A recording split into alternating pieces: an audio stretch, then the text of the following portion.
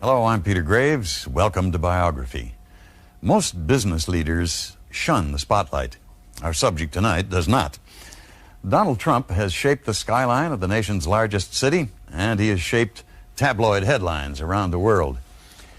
He became one of the world's richest men, almost lost it all, and has come back once again. Donald Trump owns casinos, luxury hotels, and some of the most expensive buildings anywhere. His most important asset may be his ability to see on a huge scale the potential of something as simple as a vacant lot. Now, Biography examines the life of Donald Trump. News from the business world. A remarkable comeback for Donald J. Trump, the Big Apple tycoon who enjoyed Midas-like successes in the glitzy 1980s and whose larger-than-life personality was on constant display.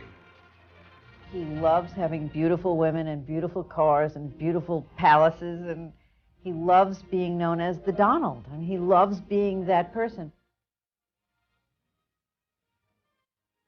The breakup between Donald and Ivana was something that had been going on for years, and I think our relationship just happened after that had already lost its track.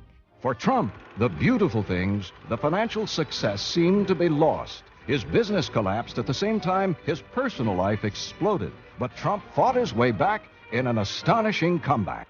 When you see all this, and then when people come up to you and grab at you and touch you and this and that, did I ever think it was going to be like that? No. In my wildest dreams, I never thought it was going to be like that.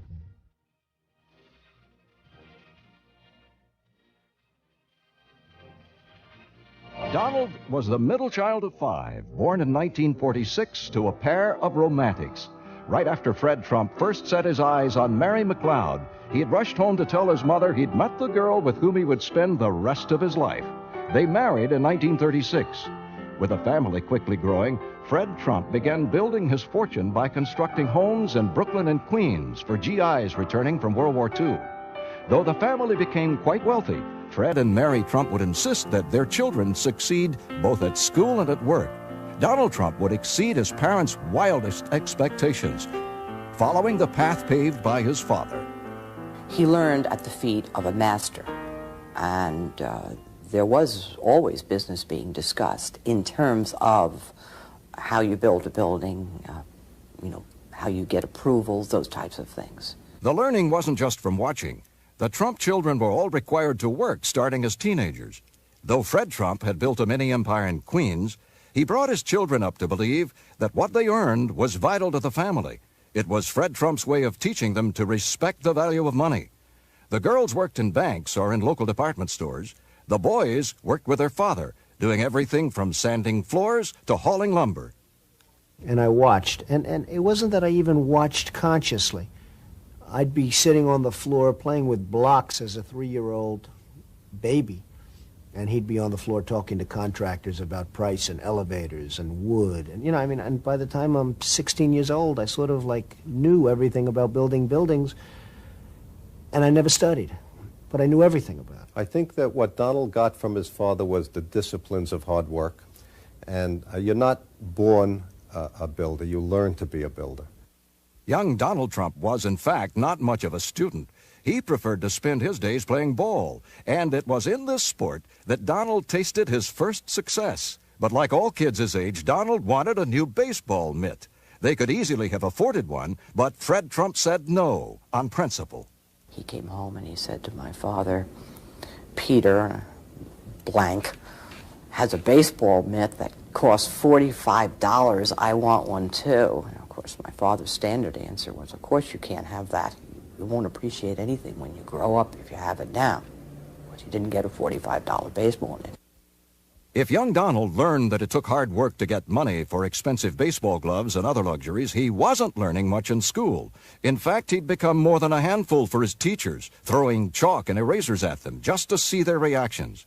And his troublemaking wasn't confined to the schoolroom. Donald's older brother and sister couldn't wait for their parents to leave the house so they could get even. But he had a way on occasion of driving you nuts. And one Saturday night, I remember, he was sitting at the dining room table, and there was a bowl of mashed potatoes on the table, and Donald went through one of his cute little performances like, and my brother Fred picked up the bowl of mashed potatoes and flung them across the table, and Donald had mashed potatoes coming out of his eyes and his nose. Donald's parents decided what their 13-year-old son needed was more discipline, so they sent him to military school. The instructors at New York Military Academy wouldn't stand for unpolished boots, much less throwing of erasers. One of Donald's first tasks was learning to march. If he didn't do it right, he had to do 20 push-ups with the rest of them. If he didn't do his manual of arms correctly, he had to double time the perimeter with the rifle. Trump, nicknamed DT, began to flourish, even excel at the academy. Among his many awards was one for neatness, and he was promoted steadily within his cadet company to commander of the honor guard. In uniform, he led the cadet company in the Columbus Day Parade down Fifth Avenue, past buildings he would one day own. The shrapnel, the yearbook of the New York Military Academy, contained one more notation about DT. It was something that would later seem quite ironic. He was voted ladies' man. That is the vote by his classmates. Donald Trump was a tall drink of water, I used to call him. Blonde hair, good-looking, clean-cut American kid. And when the girls used to come up on Sundays, why, they would all know who Donald Trump is. But Donald's biggest love at the time was still baseball. He was captain of the Military Academy team. At the state championship finals, the score was tied 2-2 with 2 out in the final inning. Donald Trump was up next. It would be the most important at-bat of the season. And this was our last game of the season. And we had a man on third, 2 out. Trump came up to the plate, and he hit a ball to right field. He was a light swing on that one. So the kid scored from third. He went down to first, and he was jumping up and down with joy. Trump was scouted by the major leagues, but never would be seen on a baseball card. He passed up his chance at pro ball for college, Fordham, and Wharton School of Business. After graduation, everyone expected Donald to join his father's company, but his dreams were not of middle-class developments in Queens. Donald Trump was looking across the East River into the skies of Manhattan at a skyline he would one day change. His first bold move would come as he applied one of his father's lessons, which would become his formula for success. Buy when a property and its owner are in distress, then turn the place around. The diamond in the rough that caught Donald's eye was on the most famous street in New York City, 42nd Street. I mean, he told me what he had in mind for the Commodore, asked my opinion, and I basically told him he was crazy. In 1974, at the height of New York City's financial crisis, Trump started talking with the bankrupt Penn Central Railroad about the seedy Commodore Hotel above Grand Central Station. At age 28, when most people would be worrying about buying a house, Trump was pushing a concept that seemed impossible, using a combination of family money, $45 million in loans, and a proposed tax break to finance his first deal. You were going to sell the city to give up their taxes, to be a partner in a new hotel. You were going to convince the state that they ought to come in also and be part of it. You were going to convince somebody like Hyatt that they ought to put their name on a hotel, which at that time, the Commodore, you have to remember, was closed, and there was a massage parlor on the second floor. And somehow this was going to end up to be an economic success. The Commodore project's biggest difficulty turned out not to be permits or financing, but the building itself. In addition to its bad reputation, the Commodore had tiny rooms, poor ventilation, and structural problems. This made it doubly tough on Trump. His plan, which he'd reuse in virtually all his development proposals, was to rebuild the Commodore into what he calls a world-class luxury property. Donald hired the best architects and the best engineers and say, good, don't tell me it can't be done, tell me how it can be done. It's a classic example of when you're young, sometimes you're not smart enough to know that something can't be done. And Donald never for a second thought it couldn't be done. And he made it happen. The Commodore project, which sparked a turnaround in Midtown New York City, also led to Trump meeting the first of 2 women who would become key factors in his early life. Norma Ferderer was hired as Trump's personal assistant. He's tough. He is tough, and he's demanding. But you know what? You don't think of it on a day-to-day issue because he is so effective on what he's doing, and you understand what he's doing, and you want to be a part of it. Trump would meet the other woman, a model who lived in Canada, when he went to watch the Olympics in Montreal. Ivana Winkelmeyer-Zilnikova was her name. She was 3 years younger than he and had been an alternate on the Czechoslovakian ski team in 1972. In 1977, 1 year after they met, she and Trump would marry and become partners in business as well as at home. And when we got married, I came from Montreal. Then I used to work as a model for 10 years, and I got pregnant. I know the people. I was bored, and Donald put me into the construction of the building and then into the designing, and I got involved very, very much, and I enjoyed those years. The Trumps would have 3 children, Donald Jr., Ivanka, and Eric. And for years, they would lead the kind of life of which most can only dream. As the Trump empire grew, We started young couple, like maybe not like everybody else, because Donald wasn't from the poor family. But Donald started 10 years ago with almost nothing, and he really built a billion-dollar empire, and I'm very proud of him. in 1981, Trump formally established the Trump Organization, an umbrella company for his deals. Just 1 year later, a skyscraper would rise on Fifth Avenue with a dazzling pink marble atrium and 2-foot-high gold letters announcing the arrival of a new real estate mogul. The building was called Trump Tower, and with the 80s boom in full swing, Donald Trump was on his way. First, there was the Trump Tower. The Trump Plaza, a $125 million residential tower, would soon rise a few blocks away. The success of these projects left Donald Trump with a sizable fortune. He and Ivana soon began a string of acquisitions that dazzled and amazed even the most jaded. They'd add to their list of homes Mar-a-Lago, the legendary 118-room Palm Beach estate built in the 1920s by the post-serial family. The Trumps bought it from the federal government for $5 million in 1985, knowing it had $1 million a year maintenance bill. There was the Trump Princess, acquired that same year for $30 million.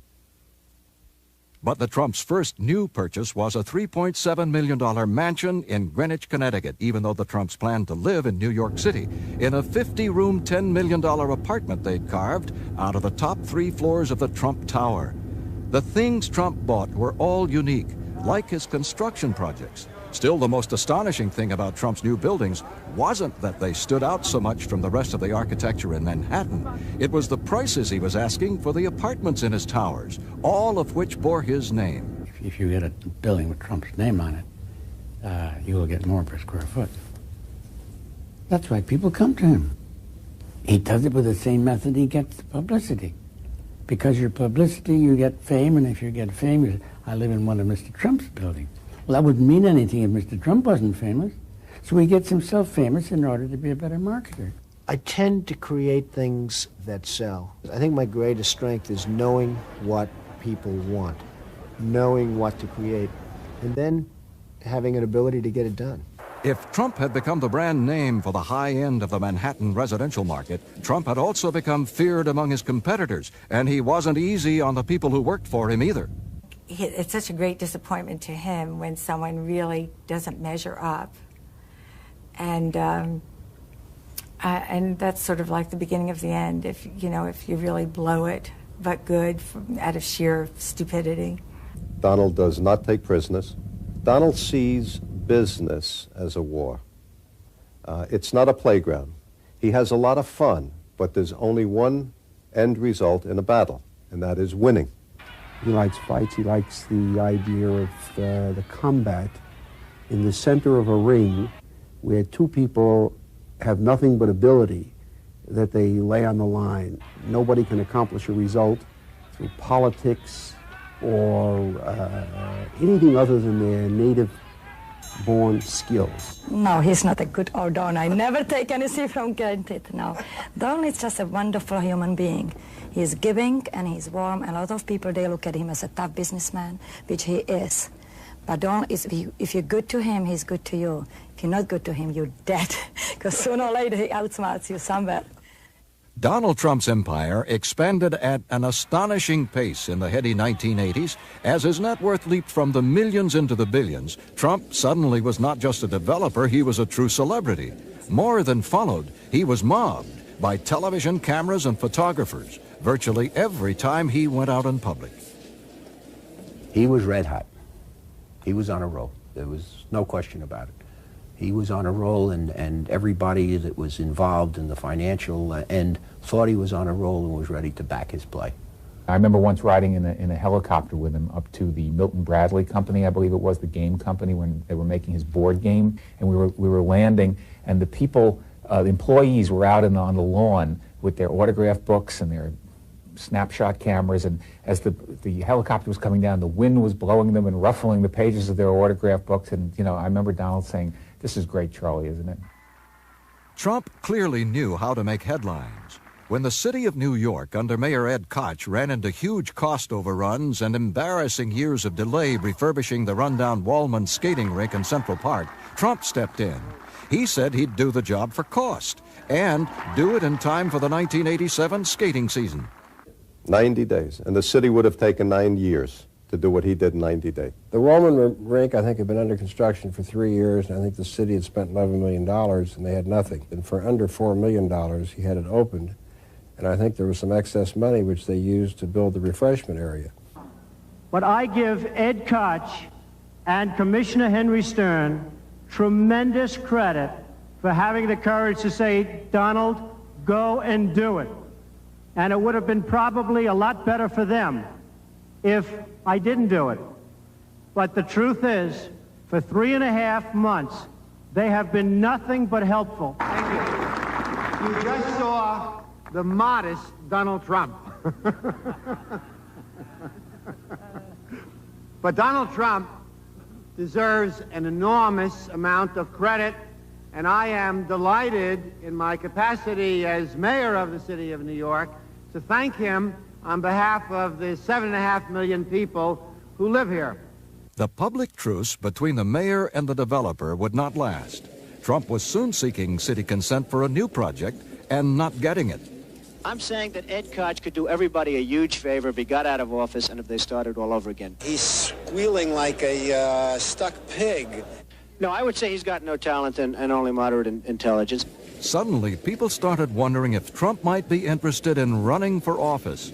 His book, The Art of the Deal, was published. It spent 32 weeks on the New York Times bestseller list. Trump was invited to speak in New Hampshire at a time when candidates were combing the state looking for votes in the presidential primary. Trump took out a series of newspaper ads declaring positions on political issues, some of them quite controversial at the time. A draft Trump for president movement was started. But when he went to the 1988 Republican convention, interviewed on NBC, Donald Trump was supporting George Bush, but preserving his options. I do feel very strongly about the country. I love the country, but I think you're going to have probably George Bush as your next president. He's an excellent guy, an excellent man. He's a friend of mine, and I'm here for that reason. Well, I wasn't talking about this year, Mr. Trump, but you have said that if you ran for president, you'd win. I think I'd have a very good chance. I mean, I like to win. When I do something, I like to win. I like to do well, and I think I probably would have a pretty good chance. But the economic situation of the country was changing, even as Donald Trump was expanding. Though he applied his old formula, buy a valuable property when its owner's in big trouble and needs to sell cheap, not all of his deals would work out. If you would have told me a year ago that I'd ever have the opportunity to own such a wonderful asset, I really would have said it just can't happen. Donald Trump purchased bankrupt Eastern Airlines shuttle. He renamed it the Trump Shuttle. He started a football team called the New Jersey Generals in a new league. There was a TV game show called Trump Card. All flopped. Still, these would be relatively minor setbacks. Trump's biggest new foray was into Atlantic City gambling. He acquired the struggling Harrah's property, renaming it the Trump Plaza, and opening it in May of 1984. 1 year later, he picked up a failing Hilton project, spending $320 million to get the Trump Castle going. Ivana Trump was installed as its chief executive officer for a salary of $1 per year. Though she had to compete against their own Trump Plaza and cut into its business, by 1987, both hotels were solidly profitable, ranking number 2 and number 4 in town.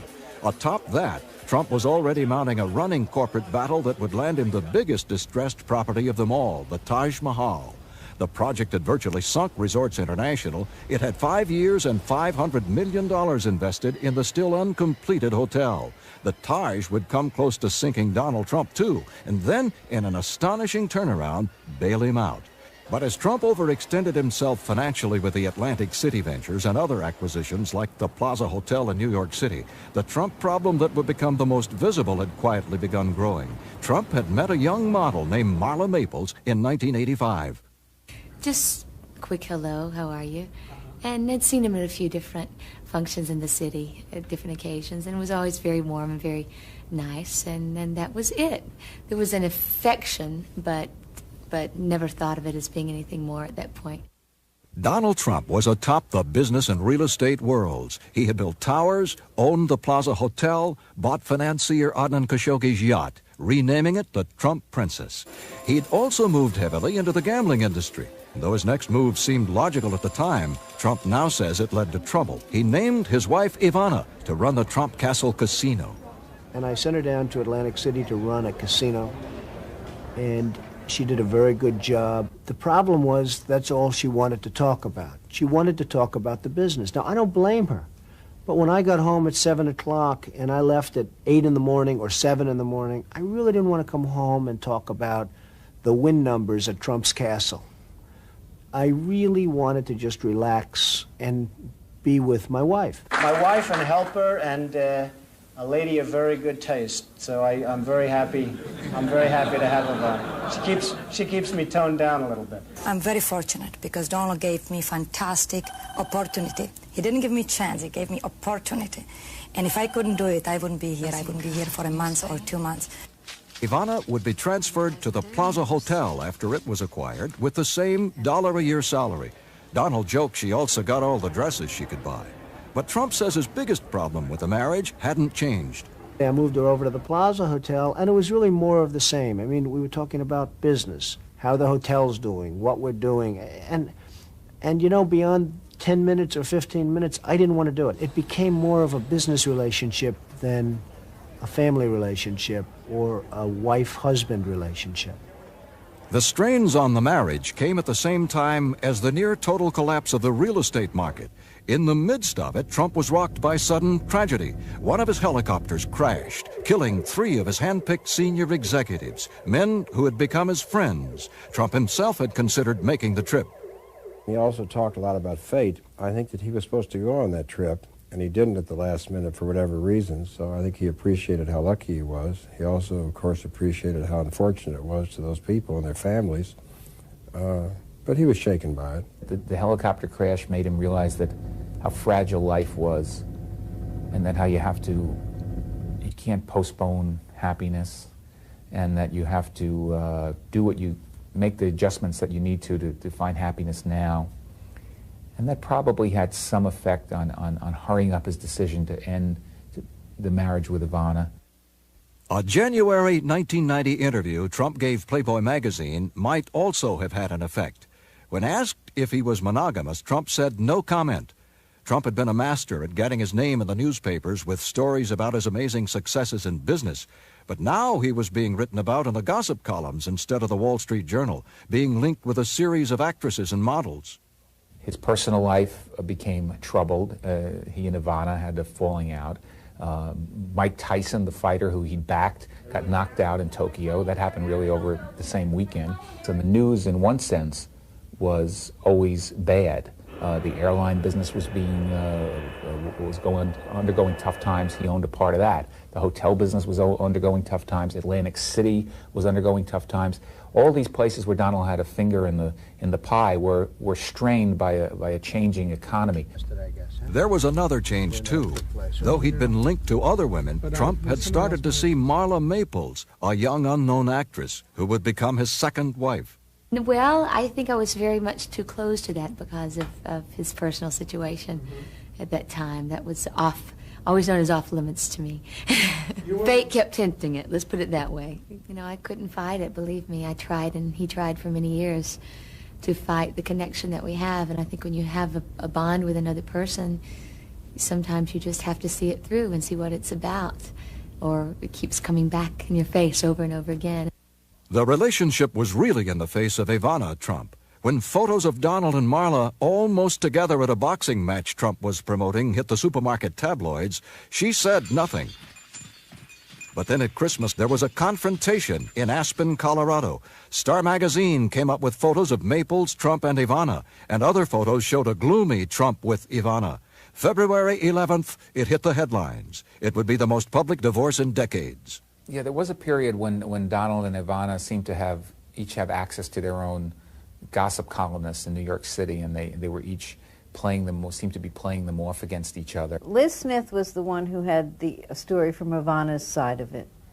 And Donald probably didn't talk that much from his side of it. And around dinner tables all over New York, they were saying, and maybe all over America, they were saying, do you think Ivana will take him back? Will he marry Marla? This was the talk, the table talk of the nation for a while. And the funny thing was, I would go in to the office, and there would be the real Donald Trump, and he'd say, Charles, do you think Ivana will take me back? What do you think will happen? Do you think I should, do you think I should marry Marla? Or words to that effect. Donald is he asks everyone's opinion about things. Doesn't always listen to the answer, but he asks them. Now, the explanations are easier. Back then, reporters were on the trail of all three. Ivana was mobbed going into a Valentine's Day birthday party. Marla was tracked down to a Long Island hideout provided by a Trump associate. Donald, who was out in public, seemed to get it from all sides. I'm shocked to see so much press. I know the only thing they want to do is discuss the tour to Trump today. To me, one of the most important things is his love affair with New York City.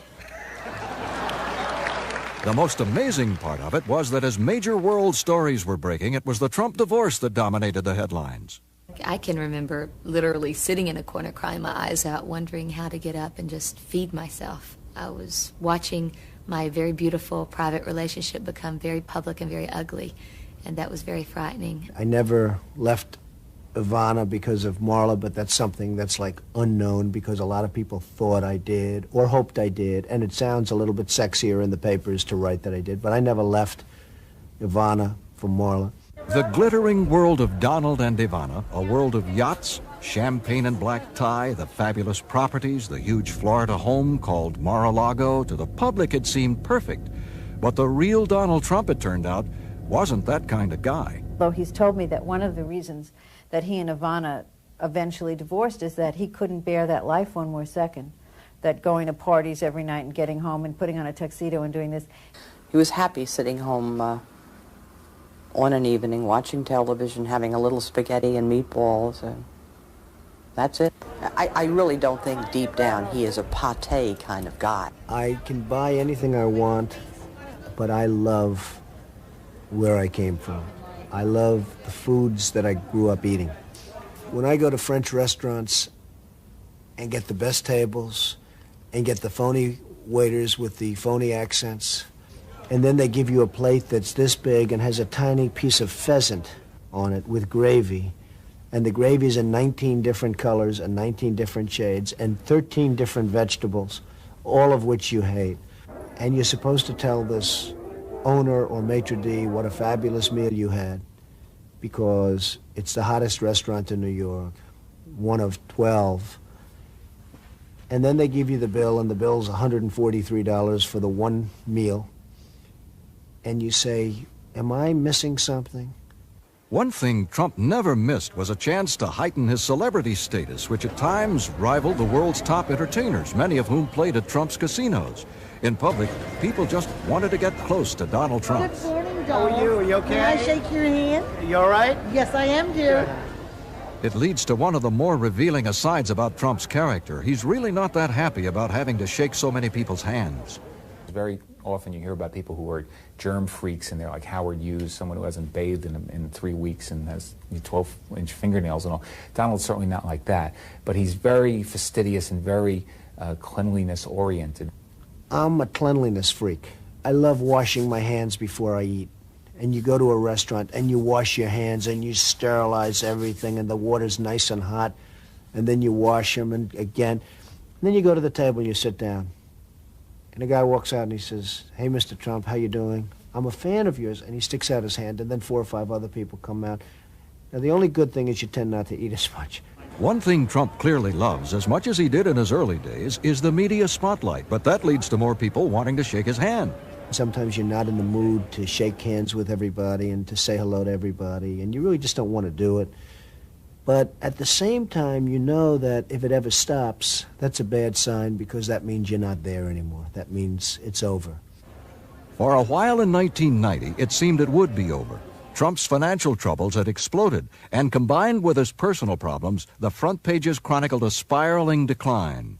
Trump had built his empire by borrowing huge sums of money, and in June of 1990, he didn't have the cash to make $73 million in interest payments on the loans, including payments on bonds covering the Trump Castle Casino. The banks put Trump on what was for him an almost humiliating budget, $450,000 a month in 1990, $375,000 in 1991, and $300,000 a month for 1992. And the banks demanded he hire a new financial officer. In exchange, he was given enough money to stay out of bankruptcy court. But that wasn't enough to save him. In November, he missed payments to the bondholders at the Taj Mahal Casino. With the Casino Control Commission demanding proof of financial stability, Trump was forced to battle literally 24 hours a day just to stay afloat. I'll never forget having to get up at 3 o'clock in the morning one morning, and it was snowing and like sleet coming down. It was freezing. It was horrible. And I had to go out to a bank and literally go to a bank where groups of people were working on my account and really working hard. And I was calling other parts of the world to talk to bank presidents about my loans. If Trump was battling to stay afloat in an ocean of debt, his new relationship with Marla Maples was equally stormy, and their breakups would be chronicled in the newspapers with headlines as big as when Trump and Ivana had split. So sometimes there was a real battle going on. It didn't work right. You know, it just did not come together the way we would wish it would. So that was a very difficult time. Because it was blown up in such a huge way that affected every single player. We broke up a few times because it was just, it was ridiculous. It was a wrong time for me to have a relationship. At the same time, it was also great knowing that there was somebody there. And she was there like nobody I've ever seen. I mean, the level of loyalty was great. And it wasn't like she was being treated so great. He would say to me many times, I just got sprung. I don't know what to do. I love her, but I just got sprung. When he and Marla broke up, he had a huge Christmas party right here, and it was filled with models and celebrities and this and that and the other thing. And you think, well, and the very next day, he was downstairs in the Edwardian room or the Palm Court or somewhere having brunch with Marla for Christmas. The only offer Maples accepted at the time was to do a series of ads for a brand of jeans famous for hiring the other woman. That's the state of our environment. A brand called No Excuses. Playboy magazine offered me $2 million to pose, and hey, Donald might have even liked that, but that was something that it just wasn't in my makeup to do that. And every time we broke up, I was left with nothing. I was so enwrapped in the relationship that I wasn't able to go out and create money on my own. Well, she never badmouthed him to the press. She'd say, well, I love him and I'm praying for him and I hope that, everything works out. He's a wonderful man. I mean, now I would have been throwing tomatoes at the camera and saying, that son of a bitch, I'll kill him, but not her. What was killing Trump at the time was the continuing recession, which bordered on a depression in the industries in which he had all his money. Newspapers would report 4 bankruptcies among Trump's properties. Trump canceled an order for a new $210 million yacht, which was to replace the Trump Princess, and sold the Dutch shipyard he'd bought to build it. He tried not to show it, but he was at his lowest point. I was walking down the street with Marla, Fifth Avenue, and there was a man in front of Tiffany, and he was holding a can, and I said to Marla, do you know that man is wealthier than me? And she looked at me, she said, what are you talking about? I said, that man across the street is worth $900 million more than me at this very moment. And she said, I don't understand it. He's not worth $900 million. I said, no, let's assume he's worth nothing. I'm worth minus $900 million. Donald Trump faced a desperate cash crunch and an emotional crunch simultaneously.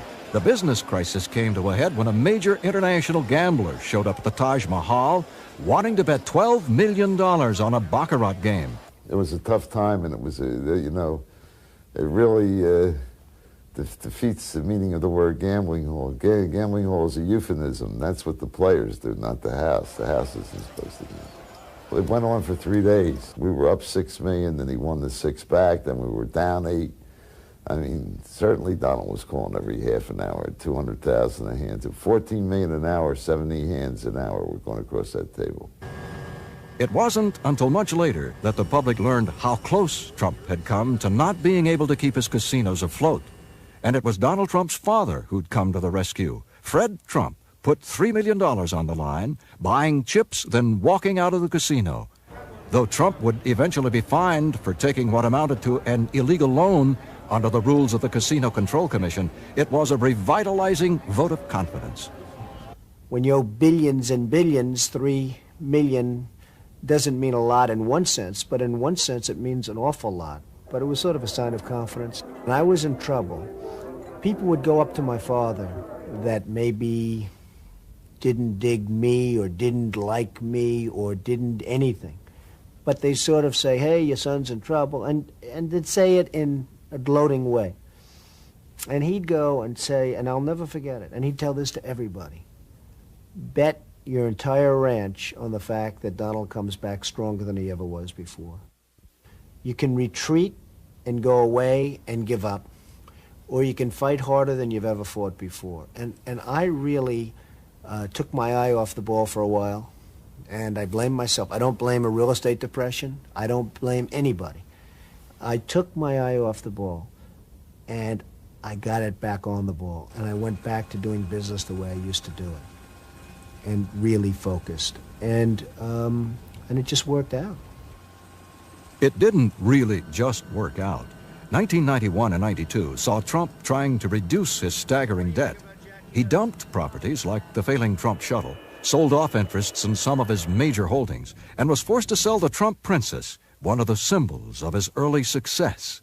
For the highly visible tycoon, who for a while seemed to have the Midas touch, it was a sobering process. And he'll make a decision, and once the decision's made, I've never seen him agonize over anything too much. Even if it didn't work out for the best, he then makes the next decision. Do we sell this off? Do we try to improve it? Do we try to manage it better? One thing Trump couldn't seem to manage was his tempestuous relationship with Marla Maples. After his divorce from Ivana, the couple went out in public together. Maples took a role dancing in the Will Rogers Follies on Broadway, and then in April 1993, a story hit the newspapers that would once again bounce world problems off the front page. Donald and his unmarried girlfriend were expectant parents. Are we getting married? And if so, when? Who said we're not?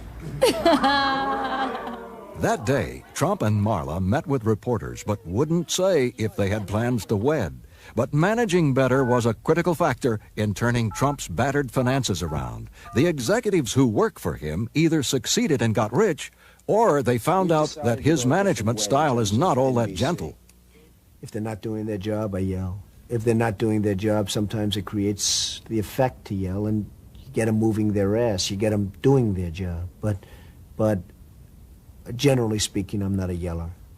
Trump's relationship with Marla Maples, to some, seems much different from his marriage to Ivana, which friends likened to more of a business partnership. There's no doubt that Donald Trump would rather see his second wife stay at home with their new daughter, Tiffany. I have more respect for a great homemaker as a wife than I do as a wife who's a good wife and a good business person. I have far more respect for a homemaker because in many respects I think it's tougher. I think it's a lot harder to beautifully bring up a family. Most women would agree with me. He can still be controversial and doesn't pull punches when expressing his opinions. But he seemed to grow more reflective after reaching his 45th birthday, something that shows in both his public and private life.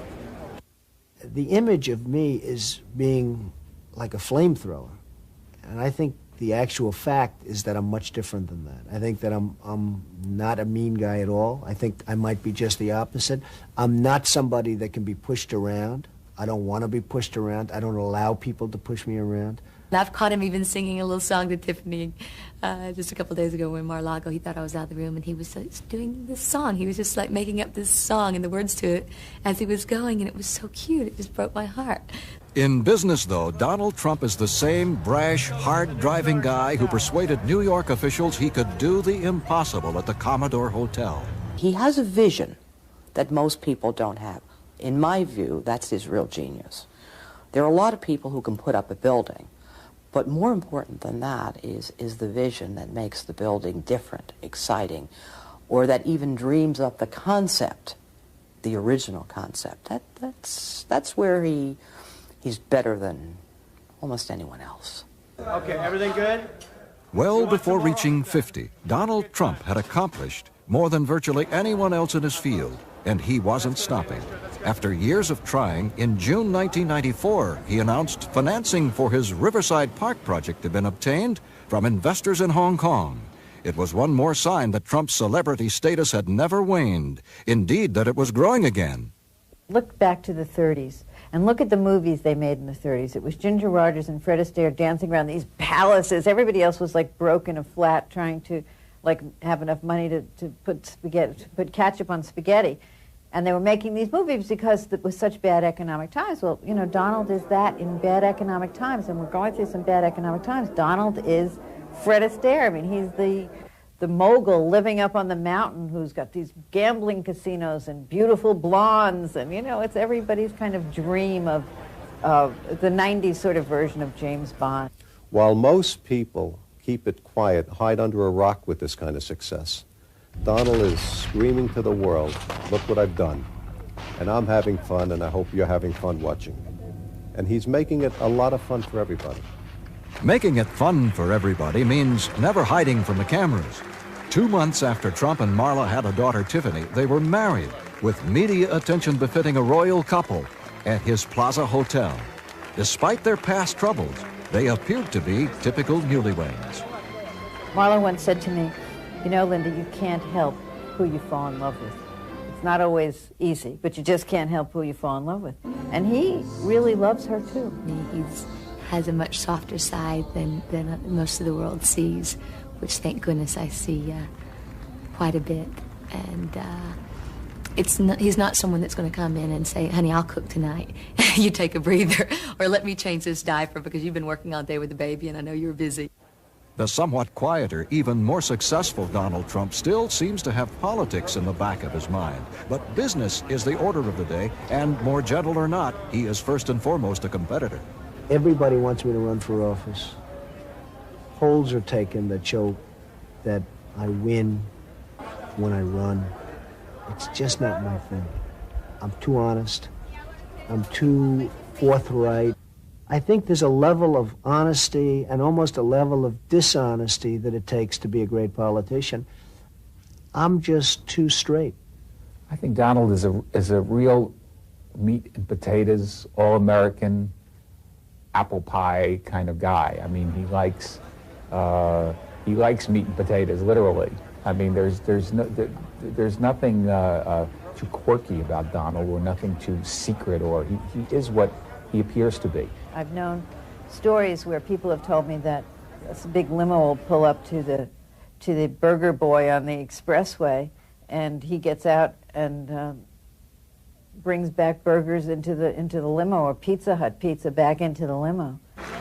Donald Trump says he always knew he'd do well, and the people around him say they always expected, as his father expected, that he'd succeed in business. But the roller coaster ride that took Trump to the top plunged him to the bottom, and that he's ridden back up still astonishes virtually everyone, including Trump himself.